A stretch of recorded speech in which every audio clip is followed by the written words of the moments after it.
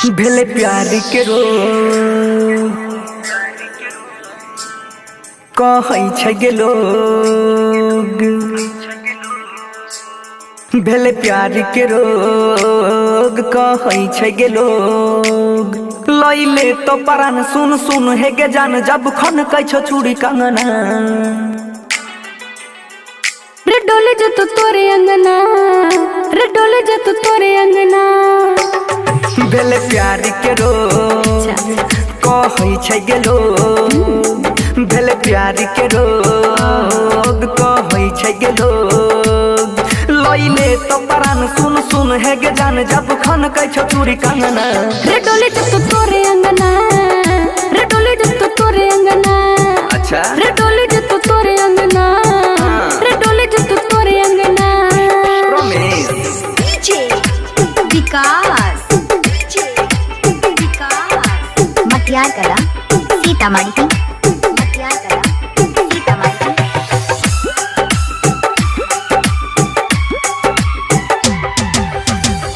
देखै में लागै छोही जन्नत के हूर गे।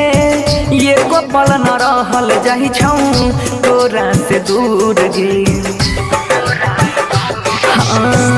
केना के दियो तोरा जवाब सवाल के। अच्छा। कैलियो जवानी तोरे नाम 16 साल के। कटै नहीं छै राती धर के हमरो छाती बोल के ऐसन बानी।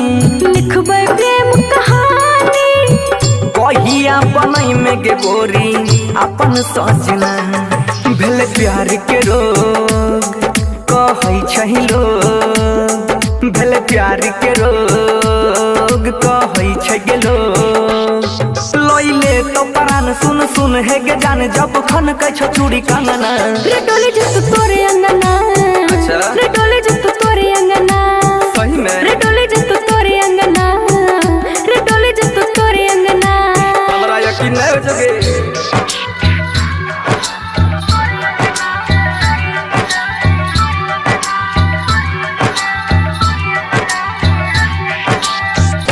बात पतो रह के ना करियो यकीन गे। रोजे रोजे बढ़बै छोही दिने प दिन गे।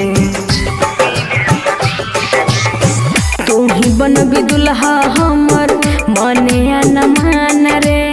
दिल में हमरा बसल छही बन के भगवान रे। बोलै छोही ज्यादा करे छी वादा कोई छो हमारा शौक गे।